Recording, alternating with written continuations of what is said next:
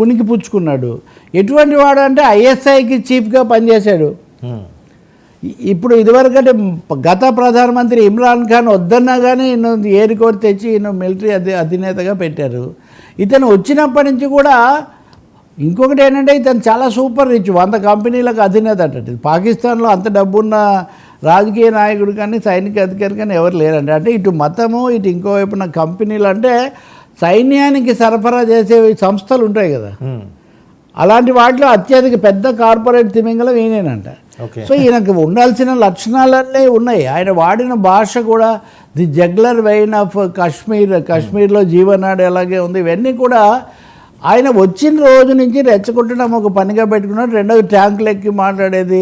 మొన్న ఈ వార్నింగ్ ఇచ్చినప్పుడు కూడా ఆయన చాలా ఉద్రిక్తత పెంచడం అనేది ఒక లక్షణంగా పెట్టుకున్నాడు.